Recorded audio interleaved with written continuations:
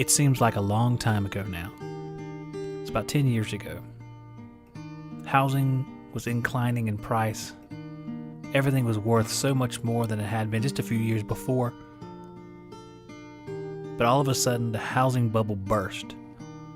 We were in new construction at the time. I was working for my father. Everything just fell out from underneath our feet.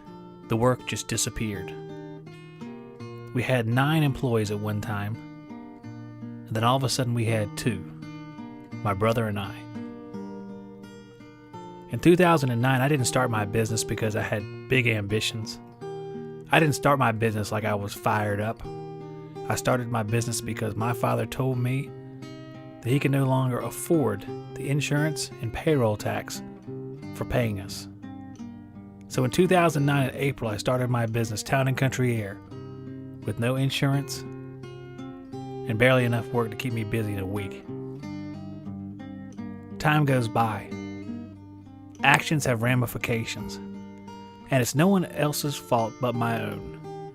I chose my path. I was actually excited after it started. I was excited to have my own business, do whatever I wanted, have that freedom, and I still enjoy the freedom. But as you get older, you get wiser. In 2009, when I started my business, I was 29 years old. Now I'm 38. And the world looks very, very different. I'm still excited every day. I still have plans I'm working toward. But there's a little bit of realism. Some of the naivete is gone. In 2011, 2 years, just 2 short years after I started my business, my life was collapsing financially. Now I had beautiful children, a wonderful wife, but I had no money, an affliction that I still deal with. In 2011, I made a decision that I could no longer pay for my home, and we had to leave, and our home was foreclosed. I moved into a small house in a little town nearby called Burgaw, and I lived there for a couple years, made every single rent payment on time, just downsize, less money. Starting over is hard to do, and although I'm not going to get into the tales of what's going on these days, but I can tell you something. Starting over and then having to do it again, it's just twice as painful. Because you know exactly what's going to happen. You can see the road laid out before you. You can hear I'm doing these podcasts now. You can hear different podcasts. I'm really enjoying these things. I think these are something that are going to be a main part of my life to a certain degree. And I hope you guys are enjoying them as well. And if you have something like that in your life, you never know what's going to happen. So you might as well go for what you want to do. So that's what I'm doing. I've always been sort of a risk taker. So I'm taking one more risk, and I'm taking you guys along for the ride. I hope that you enjoy it. My name is Zack. I'll tell you more about my story. But for today, this is The Tradesman. I can tell you guys right now, I'm not here to tell you any depressing stories and go, man, that was a bummer. That's not really what I want out of this podcast. I want to take it into a new direction. I talked to Brian Orr, and actually Brian had a great idea about something that I'm especially suited for. I want to talk to some of our guys out there in the field, some of our tradesmen, whether they be HVAC, plumbing, electrical, whatever, it doesn't matter. I want to talk about our struggles in the field, at home, in life in general. I want to bring that all together because what I found is that a lot of us out there we ignore telling people our issues. We ignore all that stuff, and we think we're the only ones out there that have issues. I had a good friend of mine come up to me the other day and tell me about some really awful stuff that happened to him, but he never wanted to tell anybody. He didn't know that there was this world of guys out there that go through the same thing, because I know we all go through the same thing. We all suffer. Now, I know there's ones out there, guys that I know, guys that I think are top-notch guys. They've lost their wives. They've lost children. They've had bad things happen financially. They've struggled at work. They've faced issues. And I think we should celebrate our ability to overcome these issues. Now, some of these things we lose. We can't get those things back. And I know that, guys. But there's a whole lot of guys out there that feel alone and forsaken that we need to reach out to and help. and we can learn about the trade while we're doing it. We can learn about each other. We can become a stronger brotherhood than we ever were before. Or if you didn't belong to any brotherhood, you can. We had a great guy on the Working Joe's podcast this last week. HVAC know-it-all, Gary McCready. What a positive outlook he has. Come at things with an idea that you want to keep things positive. You want to reinforce good behavior. You want to reinforce people emotionally, pick each other up, just have a good environment to be in. And he's on Facebook, which is notoriously bad. Some of the people go on Facebook and they just attack. And it's always with a playful guise of, hey, man, I'm just being a jerk. It's just how I am. They play it off, but there's no reason to be that way. There's no excuse that will justify acting that way to another person. And for a lot of these people, I see it happen without any precursor, without any qualifier. So I'm going to tell you guys straight up, I want to take the ones of you who struggle daily, the ones of you who face something, because we've all faced something. Let's get it out there. Let's talk about it. Let's bring it to light. We only grow as people, or as groups, or as communities, if we're willing to share these things. And I think we can all take solace in these things, take comfort in the fact that we all struggle together. We're in this together, guys, and nobody gets out alive. I got two guys on the show today. Eric, who is HVACR Junky, and we also have Alexander, who does HVAC down in Puerto Rico, if I think I've done that correctly. He does refrigeration as well. He works on mini splits. We're going to talk to both of these guys. Eric's going to tell us all about coming up in trade school, what his trade school was like, what he found out, what he hated, liked. Was he prepared for his job after trade school, basically? Did it do a good job of doing that? Interesting interview, interesting guy. We're going to talk to him again later about unions, and we'll probably hear from him over and over again, just like Alexander. Things are way different down there in Puerto Rico. They're mini split. We're up here, we're forced air, split systems. Big difference. So we're going to talk to both of them, and I'd love to talk to Alexander because the guy was running service out of a Toyota Corolla. As a guy who has a minivan he's running service out of, and we'll get into some more stories, because you know what, guys? If I'm going to ask you to spill your guts, I'll spill my guts too. So we'll all get through this thing together. But I'm not going to put this off any longer. Let's get into Eric Rohowits. He's going to talk about trade school. Was he prepared? Was he not prepared? I think you'll like it. HVACR Junky, here we go.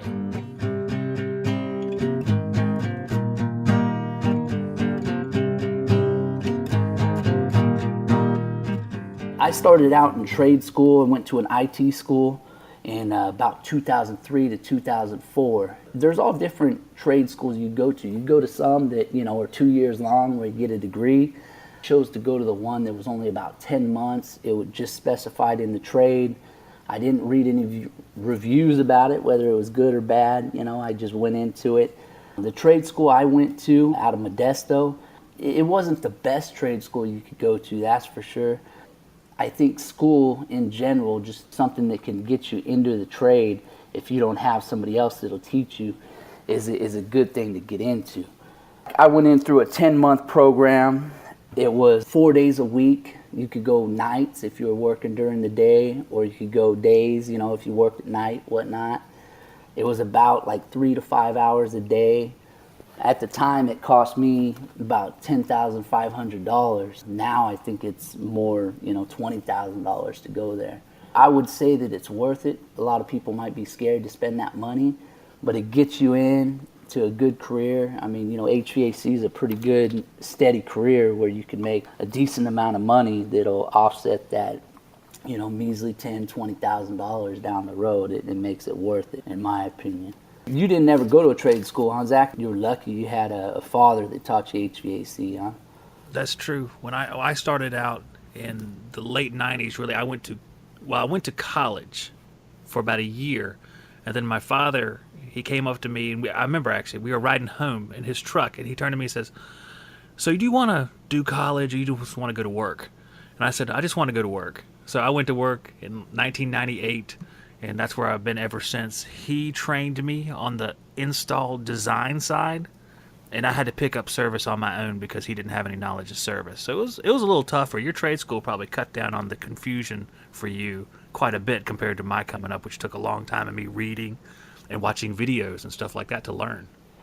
Well, a lot of people start in installs, and then work their way into the service side like you did. As far as the trade school itself, the one I went to, what you put into it's what you get out of it. There's good teachers and there's mediocre teachers in every school.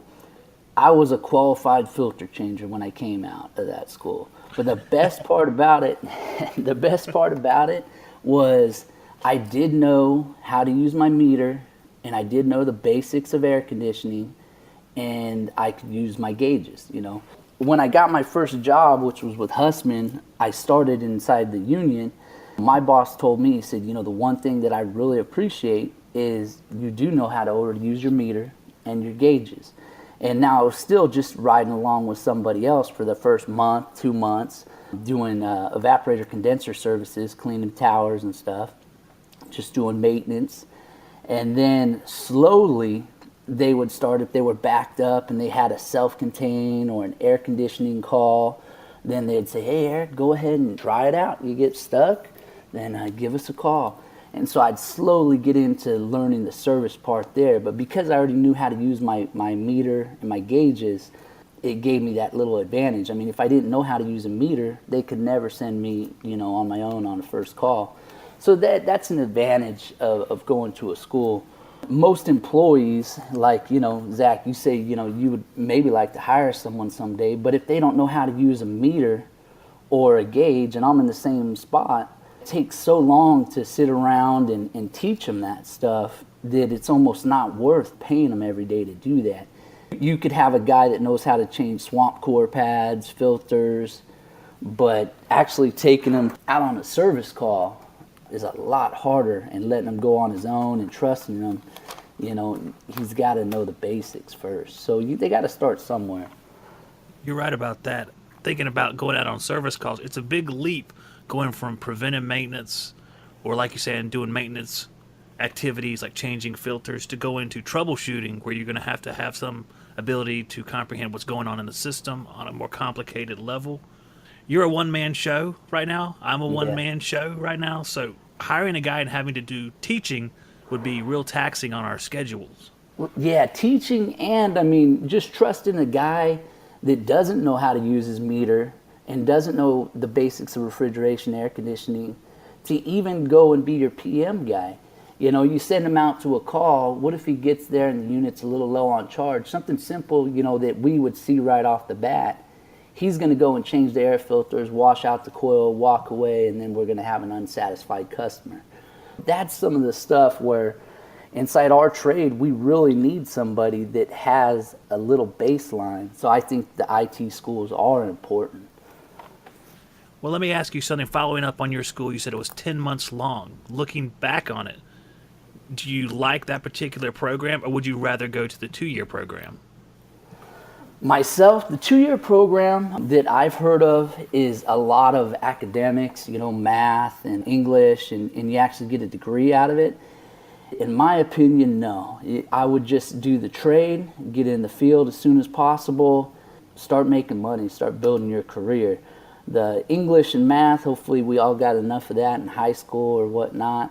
I would do the shortest one. Like yourself, your father helped you get into the trade, and that's the best way to do it.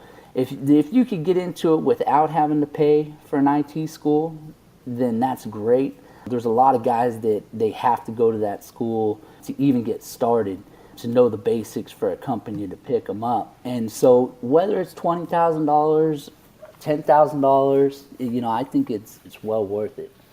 Well, let me follow up on that then. After you went through school, 10 months of school, is there anything you thought should have been there that wasn't, as far as teaching and material? Like I said, there's, a mediocre teacher will make a mediocre school, but it still boils down to the student. You got to take some self-responsibility. My school itself, there was a lot of downtime where we were just sitting around desks doing nothing. I tried to take it upon myself to go and pick up all the broken parts that were sitting around the room and just kind of look at them. I didn't know what they were, but just look at them And then, when I got out of school, I'd go home after class, and I'd try to do like a preventive maintenance on one of my friend's AC units. I would, take the temperature splits and hook up my gauges. Because when you start school, they give you all the basic tools. Actually, I got all Klein tools, my first set of gauges. You have to be kind of driven and drive yourself to get into this trade. And then it also, if you're lucky, research the schools, and hopefully you'll find one that has a really good program for you. I go back to high school in my mind, and there was maybe 20% of kids who were really fired up, ready to learn, and 80% of kids that wanted to be somewhere else or smoking cigarettes underneath the bleachers at the football field. Is it the same way in your trade school? Because they're paying big money to go to this school, or their parents are. What was it like there? Exact same way. And then a lot of them, I paid for mine myself, but a lot of them are on, government programs. So I don't think they take it as serious, It's not their money, so they are. And some of them, maybe it's the maturity level as well. They do kind of waste that. Because actually, I would like to see the statistics of trade schools and how many of those techs 5 years down the road are in the trade. I would like to say that the statistics are low. Probably a lot of them don't end up inside HVAC after they spend all that money and time going to school.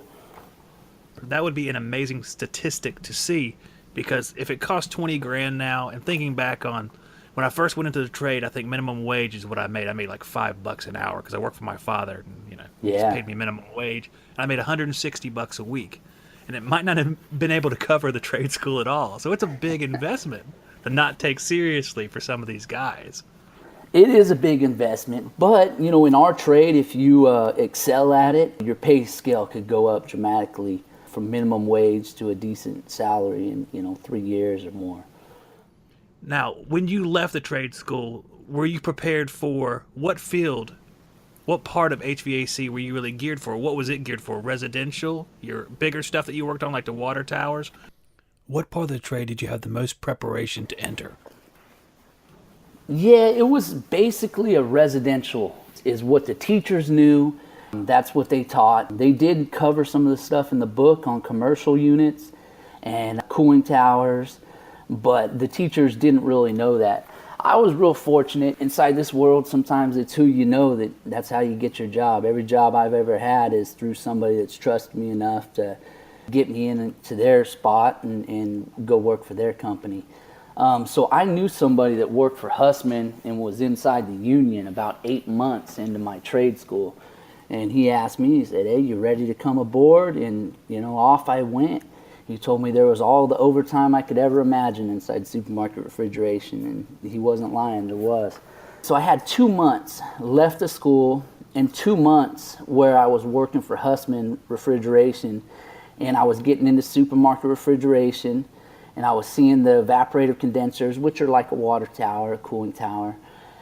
Then when I was going back to school, that was the same months that we were taking our water tower classes in. And it seemed like, with me having 2 months of experience, I already knew more than the teachers, because they'd probably never done, some of the cooling towers and the stuff they were teaching was a lot of outdated, really old wooden towers, stuff like that I've never seen. No matter what, I look back and I say that trade school, without it, I wouldn't be in the trade today. So that little investment that I put in for those 10 months overweighs the cost of the school.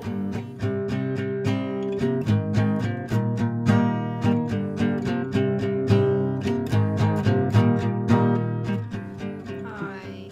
Guys, I'm sitting here with my son, Landon, the best son I have that's 10 years old. He's a super guy, and we have something in common that a lot of you won't know. Hi. What do we have in common? What do we like to watch? Cartoons. The cartoons. Which cartoon do we like the best?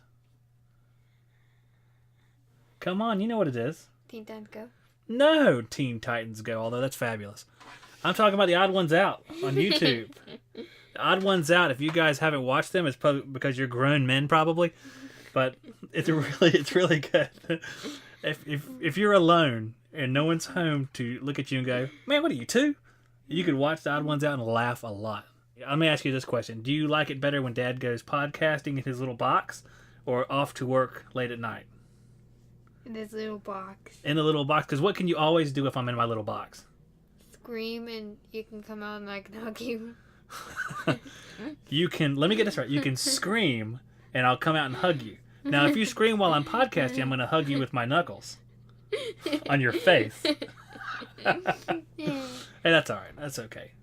Me and Landon are reading the comments on one of the YouTube videos that I left up, and you guys, your behavior is really poor, those of you who are on YouTube, and we're looking down on you, basically. I just saw one of them doing I just saw the WEED word. Yes, they're talking about drugs.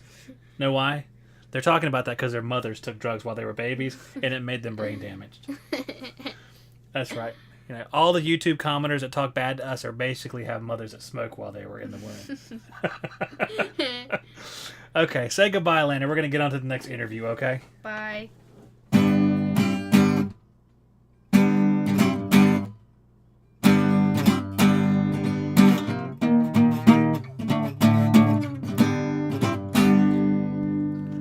I would like to thank that esteemed gentleman, Mr. Landon, for coming on my podcast and talking to me for a few minutes in between these interviews.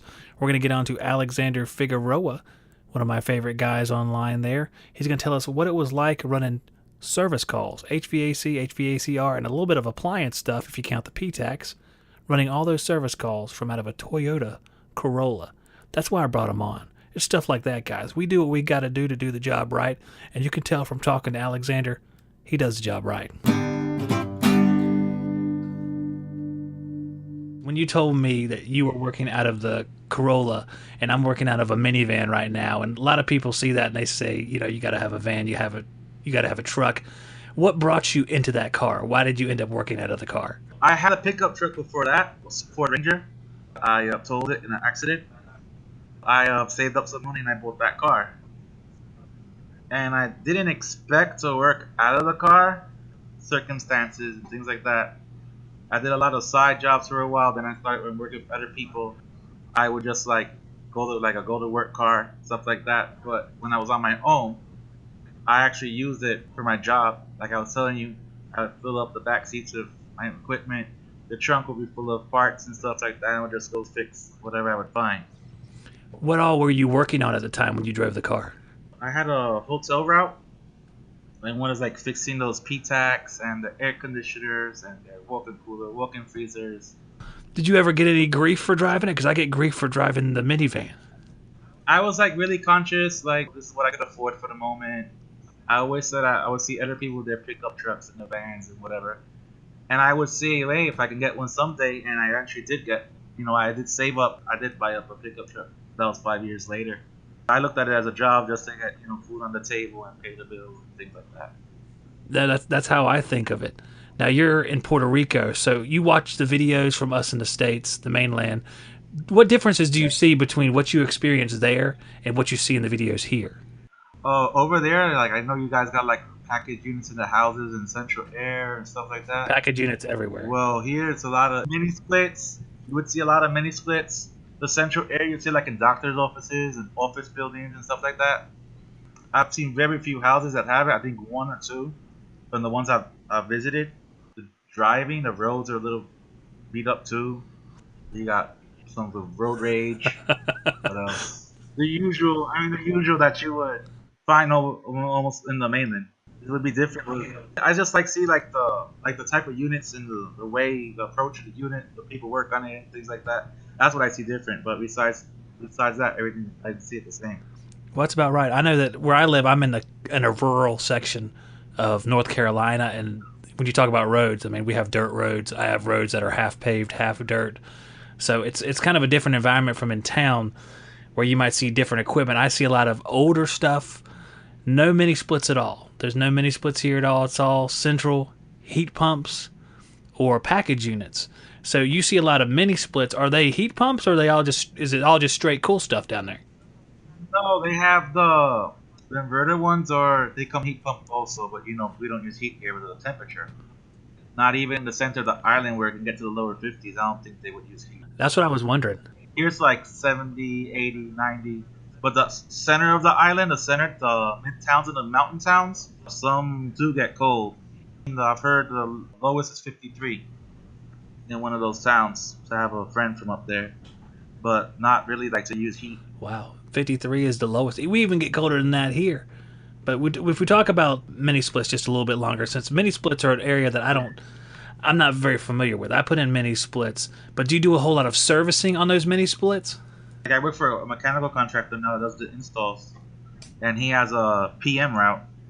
You find that most of the places where they're in shopping centers and malls, they're package units. Some of those offices do have lit units like ceiling mount units. Some can have the central units. It depends how the building they build it and what units they put in at the moment. Well, let me ask you this. You said that you also do refrigeration, and you've done rack refrigeration, like big supermarket stuff as well? Yes. In between the two contractors, they had Walmarts. So it was like sometimes you would get a call at 2, 3 in the morning for a temperature alarm, and you would have to go verify what was going on. So I did that for about 3 years. Well, you've done a whole lot of stuff. Which one is your favorite thing to do? I mean, if you could choose what you want to do, which one would you do? Would you do low temperature refrigeration? Would you do rack systems, or would you just do residential stuff? I mean, what's your preference? I get that mindset or that attitude. I do anything that I can work almost everything. So I don't brag about it or nothing. But if anything will bring me food on the table and whatever is there. I like refrigeration because that's most of the major of the time I've been in there.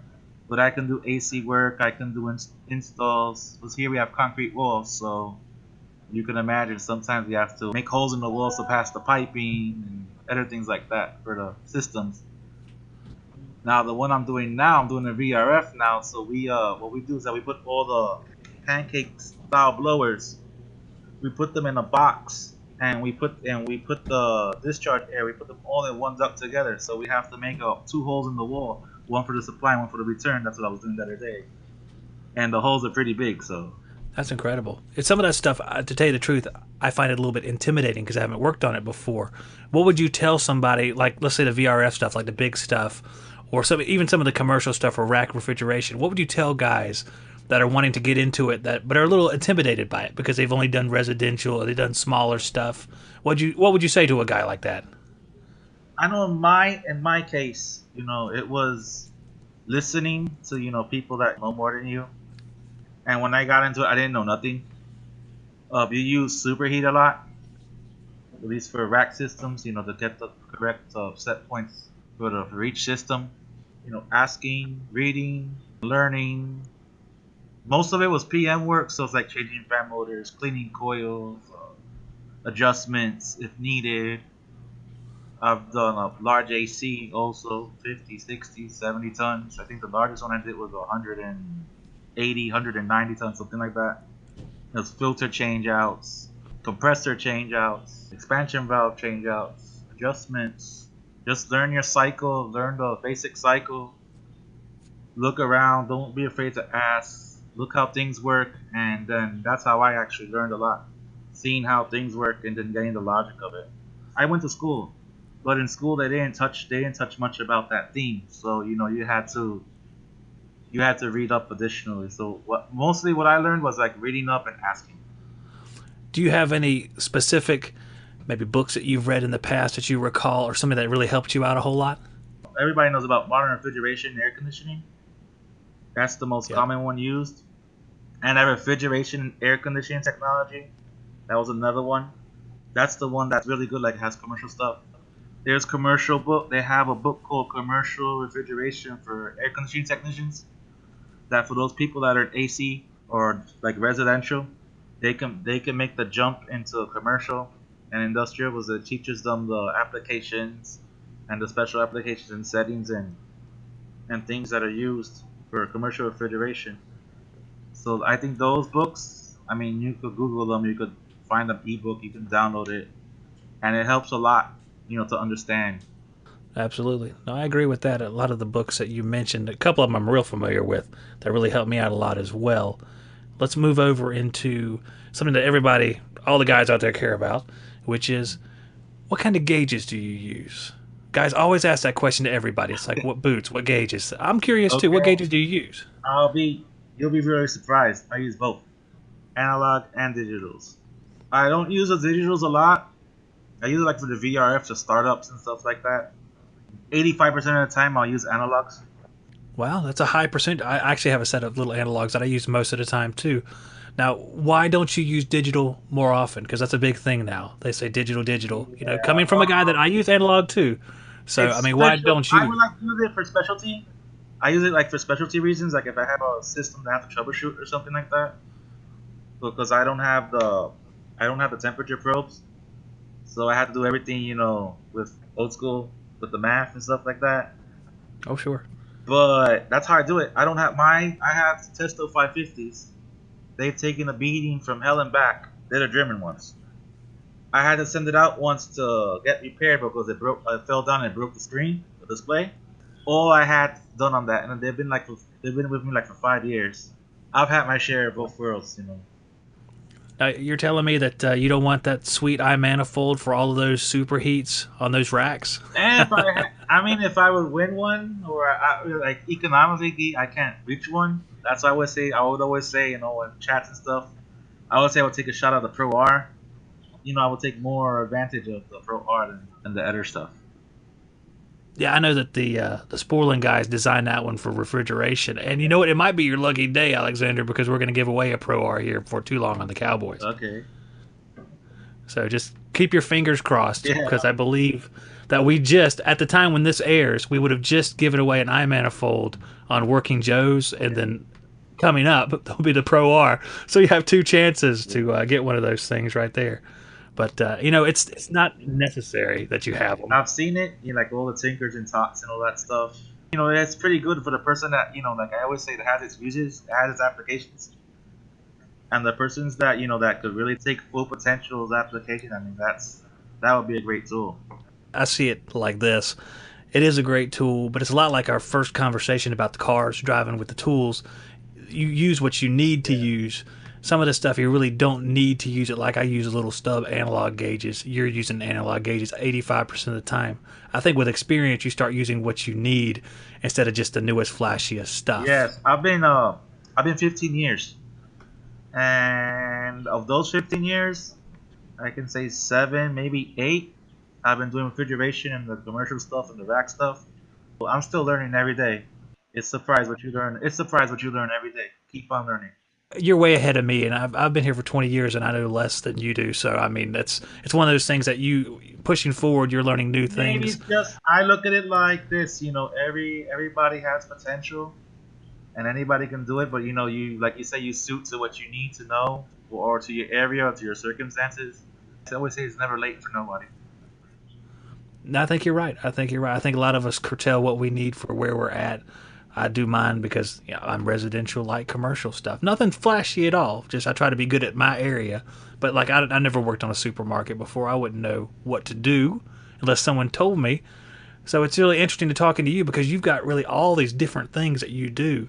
So it's really impressive to me. It's like me, if you put me like to work where your guys are at with a heat pump or something, I can understand how it works, or the electronics behind it, but some of the concepts. But I still would have to learn new things. So I mean, it's a learning experience every day. And I think that sort of brings us back to where we started, talking to Alexander Figueroa in Puerto Rico about the different things that he does. And I want to talk to him about his time in the Corolla because I have my time in the Dodge Caravan, and I feel like we have something in common. And I'm going to invite you back, Alexander. We'll talk a little bit more about one of these specific subjects, maybe the VRF or the rack systems or something like that if you want to, and we'll do it again. No problem. I mean, anytime, anything that you think, safety, or I'm not the guru. Well, we're all game. We're not all experts. I think it's enjoyable to hear it from, like I said, it's called the tradesman. So we want the guys in the field to talk about what they know. It's not going to be the complete picture because no one knows it all. So just get whatever you know and put it out there to share it with everybody else. I really don't mind because I'm like my personality. I'm very sharing. If I have to help you out with something, I'll help you out. If I have to give you something, I'll give you something. I mean, I really don't care. I don't do it like for the wow. I do it because I like my job and I like what I do. And I know that good things come back to you eventually. So. There are certain people you just talk to and you know they're on the right path, and Alexander's one of those people. And I know we have our nice guitar music playing in the background. Just got done with a nice interview with Alexander, but I'm going to give you a little bit of comedy. And it's not from me, so you can rest assured it'll be actual comedy. There's a fella named A.K. Greaves. Hilarious. Has started a new Facebook page called HVAC Comedy. Check it out. He just started it, has over 4,000 likes already, has 100,000 views on the video, which I'm about to show you the audio for. So take a listen to this. This is A.K. Greaves from the HVAC Comedy page. Now that's HVAC, and the HVAC part and the comedy share the same C. So it's HVAC OMEDY. 100,000 views, called the One Upper Tech. Let's take a listen. This is A.K. Greaves. Crazy week, man. I put almost 75 hours in. Wow. Yeah. I put about 80 in. Oh, yeah? Well, anyway, it just seemed like no matter what call I got last week, it was something that just sucked. You know, it couldn't have been a filter or something like that. It had to be, I had a reversing valve, pinhole leaks, low voltage short on another one. Oh, okay. I actually had a call last night. It was a bad reversing valve with a shorted coil and a pinhole leak. I changed it in about 40 minutes. Homeowner said if it wasn't for me, a whole litter of kittens that she had just had would have perished. She tipped me with $100 and 2 of the best kittens.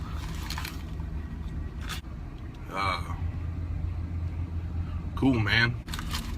So, what are you gonna get into this weekend?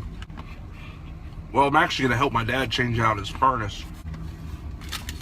Oh, okay. I'll be piping in a chiller at my Mima's house. Dude, what the f*** are you talking about? So you gonna go ahead and get your master license? I mean, yeah, I'm thinking about getting mine. I already have mine. Whatever, dude. I mean, I'm Nate certified. I'm Nathan certified. Man, get over yourself, man. You're always trying to one-up someone. My umbilical cord was a 3/8" charging hose. Vacuum rated. You're out of control, dude. Why is it that no matter what anybody says, no matter how trivial it is, you always have to try to... My urethra is threaded for a Schrader core. Oh, hell, I'll show you. I'll just depress it. Just a little vapor.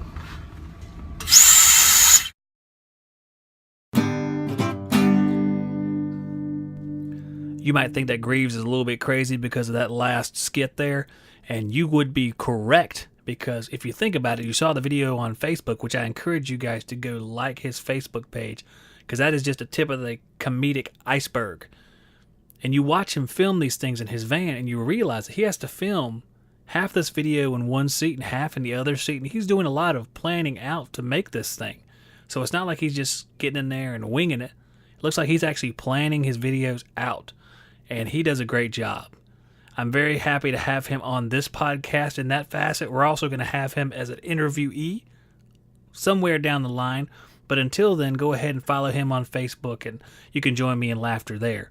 If you like this podcast, please share it on Facebook. Anywhere you can share it, whether it be at a supply house or on Facebook or just with friends and family, I would appreciate it. It would be great. Stay tuned next time. We're going to have some more interviews and some more in-between stuff. I don't know what it is, but I hope you guys tune in, and I will see you on the next one.